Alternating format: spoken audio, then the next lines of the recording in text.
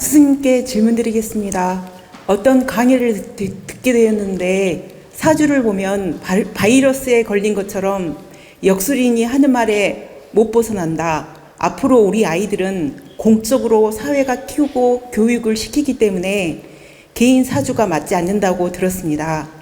어려울 때는 사주를 보며 지혜를 얻고 있는 저로서는 이런 내용을 어떻게 이해해야 할지 궁금하여 스님께 질문드립니다. 감사합니다.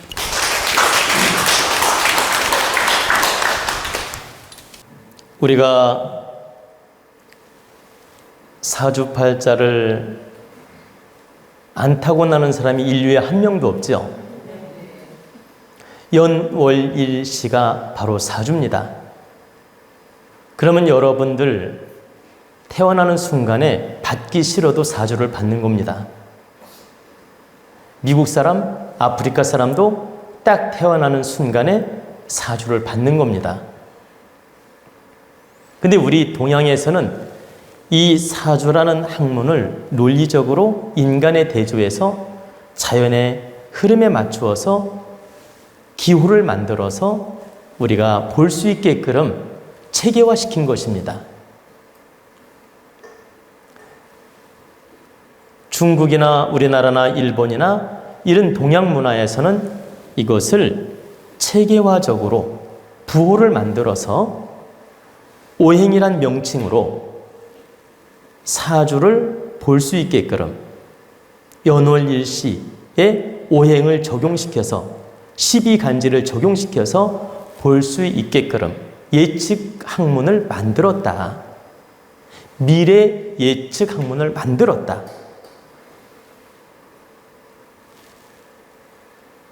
그리고 이 미래 예측 학문을 자연 흐름에 대비시켜서 만들어 놓고 보니 너무나 잘 맞더라. 그래서 우리는 이 사주 학문을 믿게 됐고 이 사주 논리를 믿게 된 겁니다. 이 명리학을 믿게 된 것이다. 그리고 몇천 년 역사를 가지고 우리는 이것으로 운명을 측정하고 이 기륭화복을 측정하고 미래를 연구하게 된 것이다. 이건 어제 오늘 만들어진 자연학문이 아니고 몇천 년 역사를 통해서 자연학문으로 이루어진 것입니다. 단지 과학논리가 아니고 자연학문이에요. 여러분들이 통계학이다 막 이렇게 말하는 분들이 있는데 이건 자연진리학문이에요. 통계학이 아니고. 통계라는 건 통계를 내면 정확하게 수치가 맞아야 통계학이야. 이 명리학은 절대적으로 그렇지 않아요. 수치는 있는데 정확하게 논리로 안 맞아. 예를 들면 갑자년, 을축월, 병인일, 정묘시에 났다고 합시다. 예를 드는 거예요. 갑자년, 을축월, 병인일, 정묘시에 났다 하더라도 10명이 부자로 사는데 보세요. 통계를 냈더니 10명이 부자로 사는데 3명은 가난하게 살 수도 있고 또 100명이 부자로 사는데 10명이 가난하게 살 수 있고 어느 때는 100명이 부자로 사는데 어느 때는 20명이 못 살 수도 있고 또 어느 때는 30명이 이 논리대로 안 사는 경우가 있고 다시 말씀드리면 이 명리학 풀이에 나온 대로 우리가 통계를 내기는 내는데 이 통계가 과연 정확하게 논리 정연하게 맞느냐 그렇지 않다라는 뜻이에요. 어느 때는 신처럼 정확하게 맞고 그 통계가 어느 때는 전혀 그렇지 않은 경우도 있고 갑자, 을축, 병인, 정묘 요 사주를 타고난 사람이 100명이 부자였다고 우리는 이 학문을 정해놓고 통계를 냈을 때 그대로 가느냐?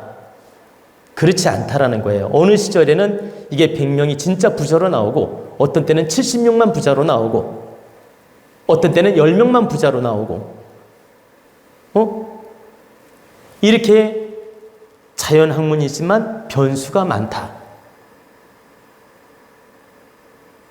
그래서 사람들이 통계학문이다 이렇게 말하는데 자기가 통계를 내봤을 뿐이지 절대적으로 자연진리학문이지 통계학이 아니에요. 이런 사주인 경우 이렇게 사는 경우가 많다라는 논리로서 통계를 내본 것뿐이지요.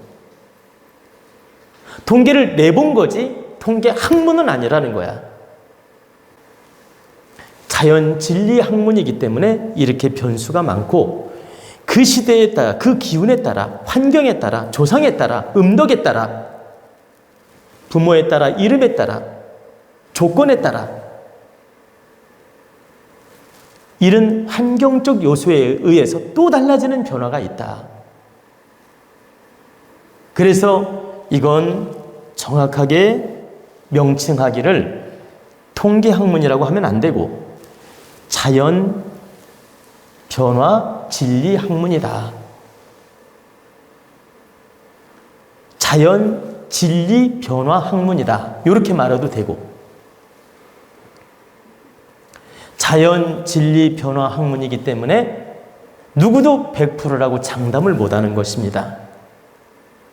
저 또한 35년 넘게 상담을 해왔지만 호언장담 100% 장담을 못하는 겁니다. 자연의 진리가 그렇게 흘러가는 이치를 알기 때문에 예언할 수 있고 대체적으로 그 자연의 흐름이 그렇게 가기 때문에 맞는다고 믿는 것이지 100%는 누구도 장담할 수 없다. 그래서 제가 여러분들에게 이 사주학문은 밑그림이며 70%는 우리가 믿고 참고해도 된다고 하는 것입니다. 왜? 자연 진리는 70%는 어긋남 없이 가고 있고 우리는 그 흐름을 못 벗어나기 때문에. 근데 30%는 하느님이 너희들 능력대로 운영에 힘을 주었기 때문에 30%는 우리가 하기에 따라 변수도 있고 하기에 따라 새로운 변화를 일으키고 운명의 변화를 일으키고 새로운 진로 변화도 생깁니다. 그래서 우리가 얼마만큼 자신의 능력을 갖추고 영성 공부를 하고 긍정 마인드로 우리가 노력하고 풀어나가느냐에 따라서 이렇게 30%는 긍정으로 갈 수도 있고 또 부정으로 갈 수도 있고 이런 현상이 나타나는 것입니다. 그래서 제가 여러분들에게 사주를 상담해 주지만 70%만 사주에서는 나타내고 있기 때문에 나머지 30%는 내 영적인 능력, 또 여러분하고 소통하는 능력, 여러분들이 마음을 열고 상담할 때 나머지를 채워나갈 수 있지 내 혼자 사주만 풀어가지고는 70%를 넘기가 어렵다.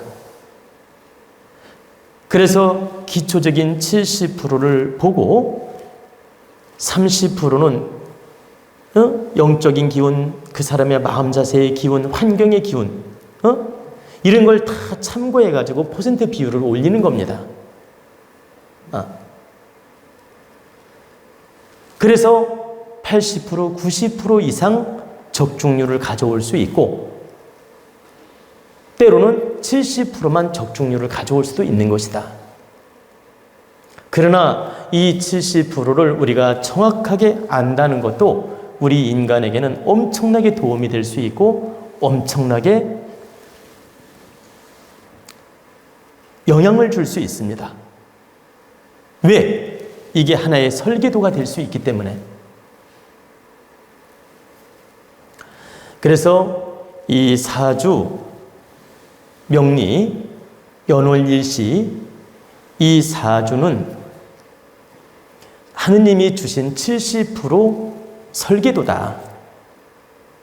그래서 우리가 한 번쯤은 보고 한 번쯤은 참고하고 한 번쯤은 내가 바르게 아는 노력을 해야 된다.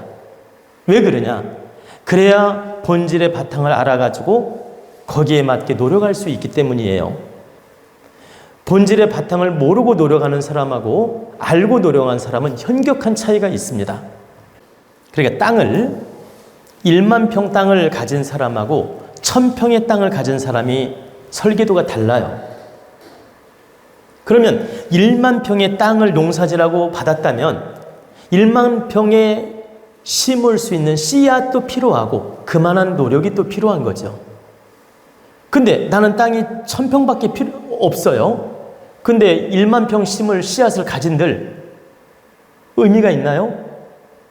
버리게 돼요. 안 쓰게 된다고.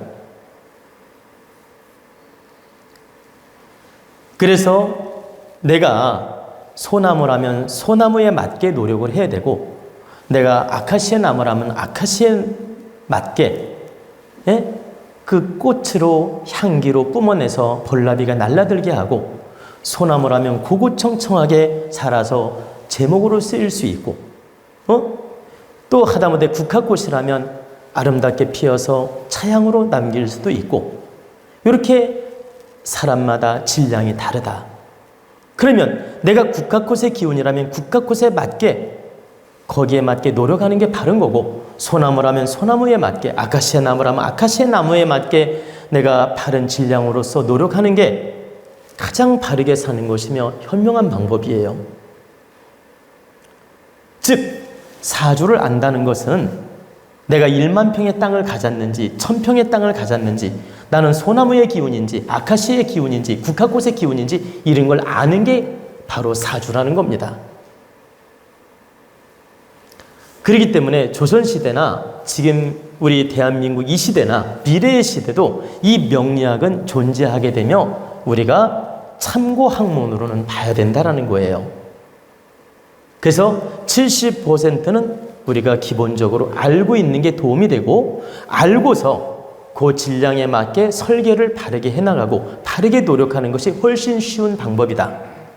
또 하나 여러분들이 알아둬야 될 건, 내 사주의 그릇을 모르는 사람은 무모한 짓을 많이 하고 무모한 욕심도 많이 하고 무모하게 분수 모르는 짓을 많이 하고 이렇게 상대를 탓하고 상대를 원망하고 이런 경우가 많아요.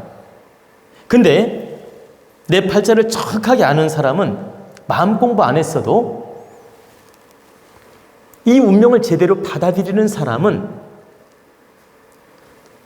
법문 100강 듣는 것보다 훨씬 효과가 있을 수 있어요. 이 운명을 정확하게 받아들이면 법문을 100강을 듣는 것보다 훨씬 더 효과가 빠를 수 있다. 왜 그러냐? 여러분 하나 예를 들어 볼게요. 어떤 분이 남편이 바람 폈다고 계속 원망을 하고 마음고생을 해. 그리고 죽일 놈 살릴 놈 하면서 맨날 싸웠어요. 그래가지고 너무 마음이 괴로워서 어느 날 사주 보러 갔어요. 사주 보는 사람한테 이제 남편과 자기 사주를 딱 본 겁니다. 실제 이런 예를 제가 많이 보니까요. 사주를 딱 봤어요. 그럼 제 얘기를 그냥 그대로 해드릴게요. 이런 예를 난 수없이 많이 보니까. 그러면 남편이 바람 폈다고 이혼하려고 막 원망하다가 찾아왔습니다. 근데 사주를 딱 풀어보니까 남편이 바람기가 있어서 바람을 핀 분도 있고, 남편은 그렇게 바람기가 없는데 부인 사주가 남편을 내모는 사주예요. 그리고 남편을 치는 사주고 관을 극하는 사주. 사주가 여자 사주가 식상이 강하고 관이 약하면 관이 극을 당해서 남편을 내모는 사주가 됩니다. 식상이 강하고 관이 약한 사주가 남편이 바람도 안 피고 성실하다. 그럼 단명하는 경우가 많아요. 이 이치를, 이 명리에 대해서 모르는 분은 이게 쉽게 이해가 안 되겠지만 이 공부한 분은 다 알아들어요. 여자 사주의 식상이 강하고 진상관으로 이루어져 있고 관이 약해요. 그러면 남자가 불성실하면 오래 살아요. 근데 남편이 성실하면 절대 단명하게 돼 있어. 관을 극하기 때문에. 근데 남편이 바람을 피거나 딴짓을 하면 액땜이 돼가지고 명을 이어가요. 그래서 통계적으로 보면 진상관에 관이 약한 사주, 진상관, 경관 사주들이, 이건 역학적 용어예요. 진상관이 관을 극한다 이 소리예요. 상관, 경관 사주들이 대체적으로 남편이 능력이 부족하든지 바람을 피든지 술 먹고 주정뱅이든지 도박을 좋아하든지 이런 경우가 많다. 그러면 이분은 남편을 너무너무 원망하는 마음으로 찾아왔어요.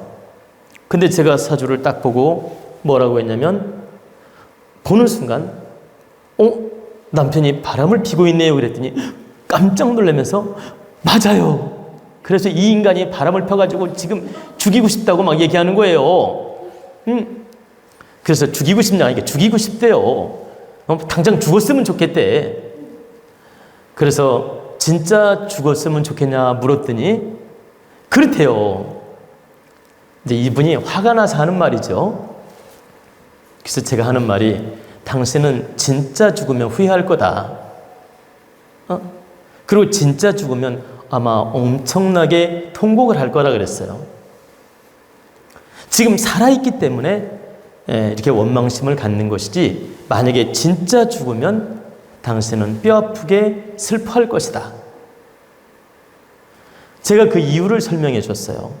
당신의 사주가 이렇게 상관이 강하고 관이 약해서 남편을 극하는 사주다. 그렇기 때문에 남편이 반드시 밖으로 돌게 돼 있고, 만약에 성실하면 단명하게 돼 있다. 남편이 바람을 핀 건 잘못한 거지만 이 정도 실수한 걸로 감사합니다 하고 살아야 된다.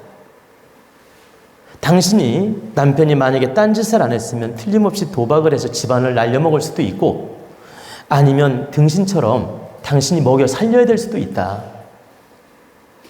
근데 그나마 당신 남편이 능력이 있기에 이렇게 액땜을 한 것이다.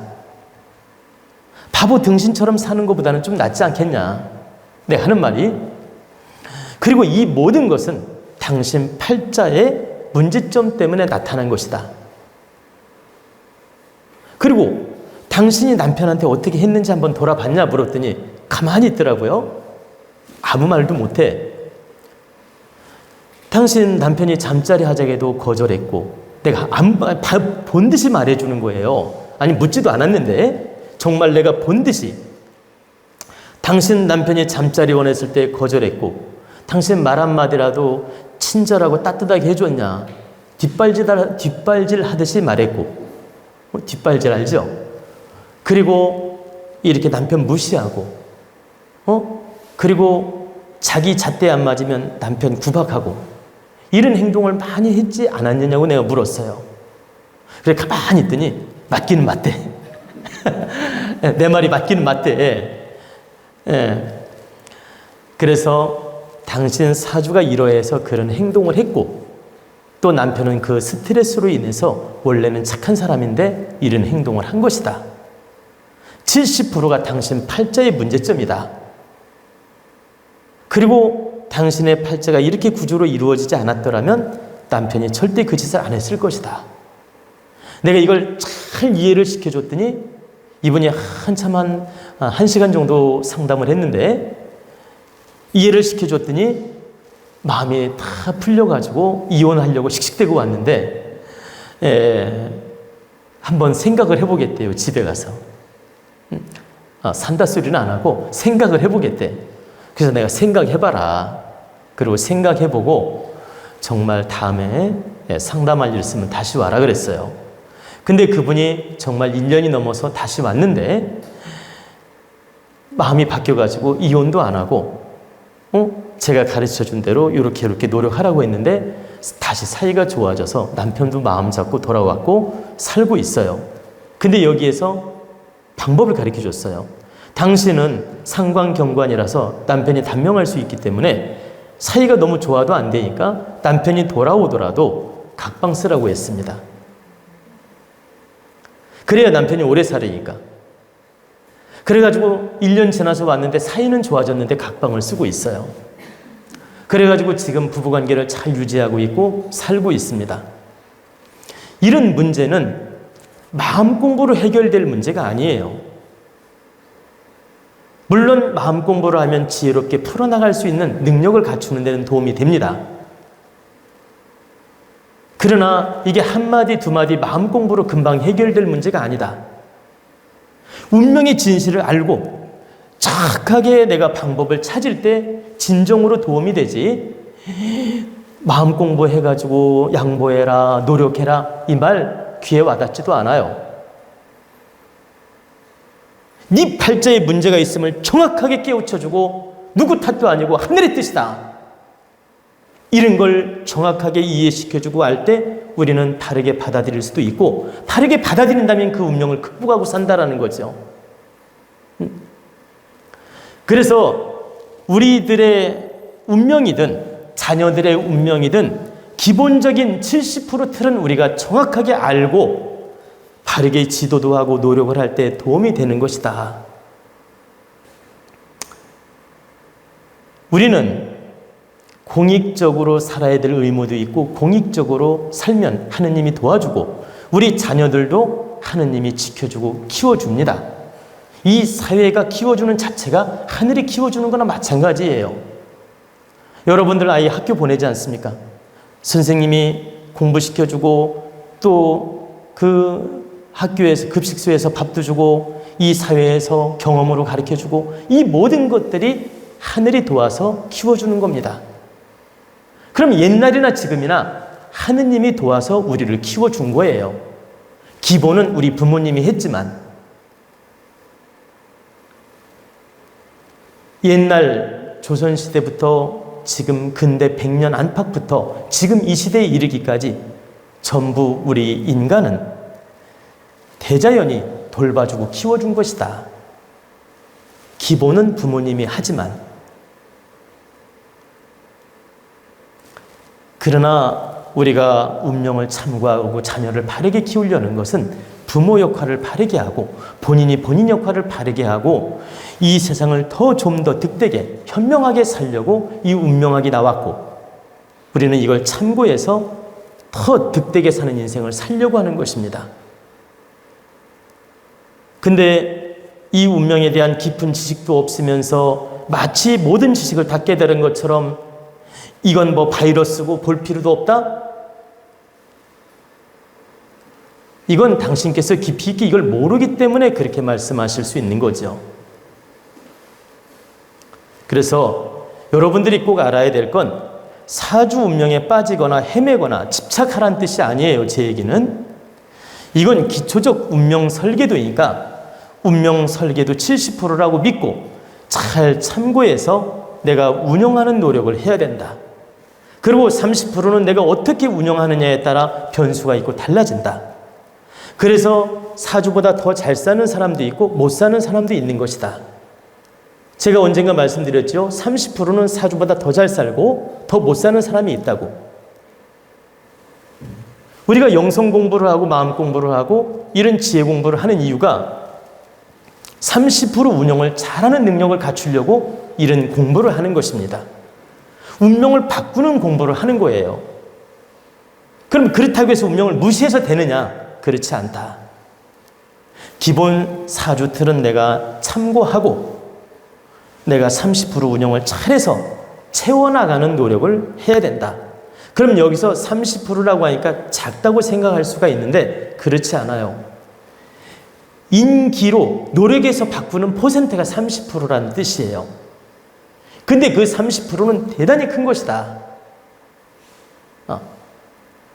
근데 왜 30%라고 말을 하느냐? 소나무가 대나무가 될 수 없고 대나무가 아카시아 나무가 될 수 없다는 거예요.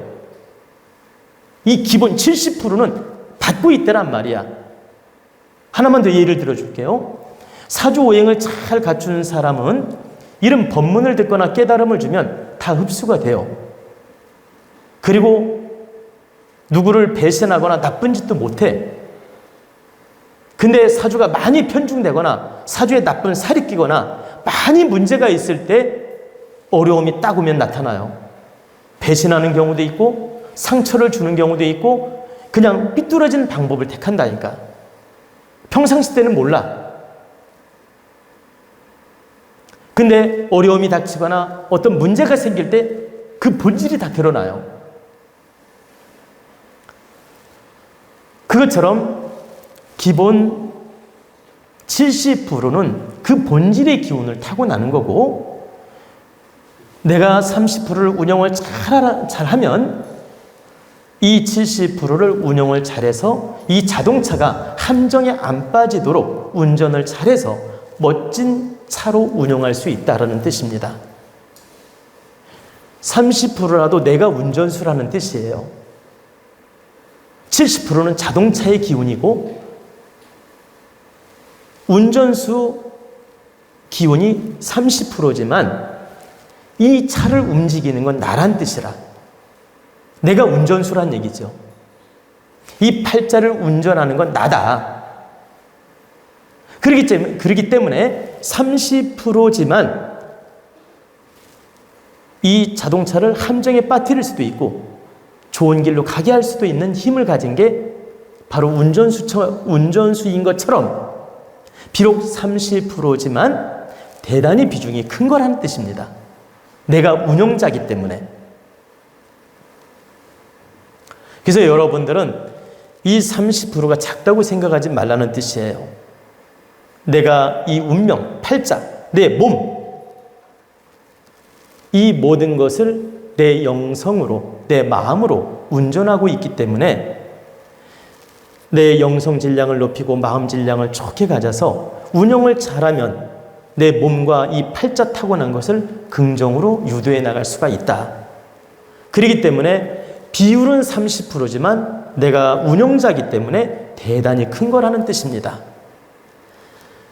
제가 이제 조금 강의가 길어졌는데 이걸 정리하면 1차적으로 사주에 바이러스 걸린다는 말은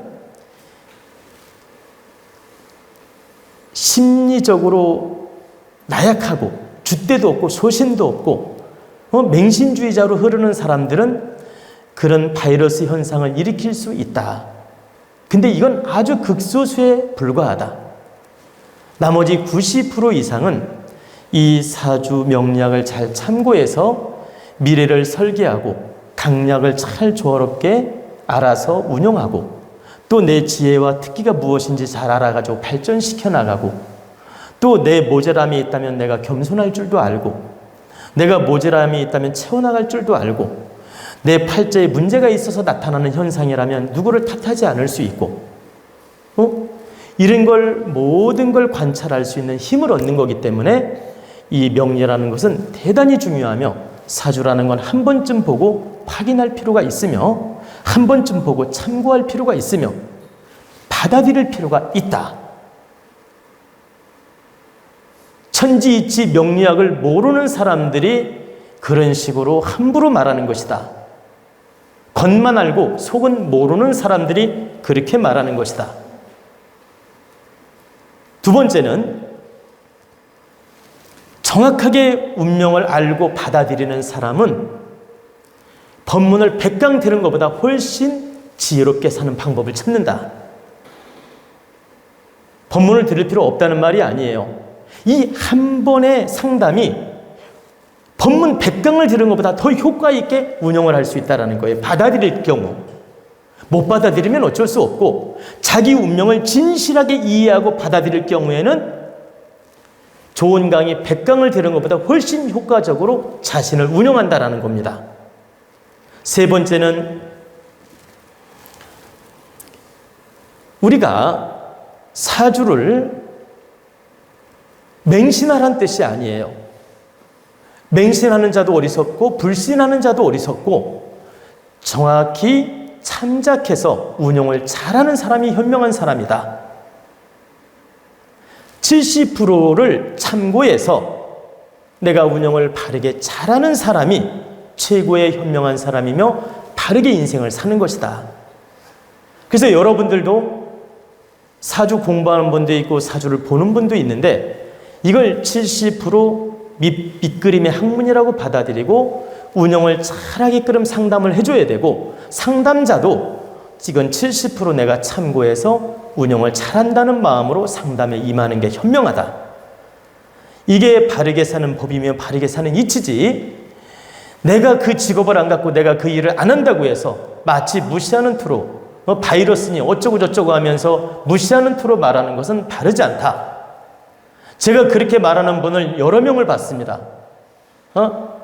근데 그 여러 명 중에서 정말 그 이치를 모르고 그 일을 안 하는 분들이 그렇게 무시하는 투로 함부로 말하지 그 직업을 가졌거나 그 이치를 정확하게 아는 분들은 그렇게 말하지 않아요.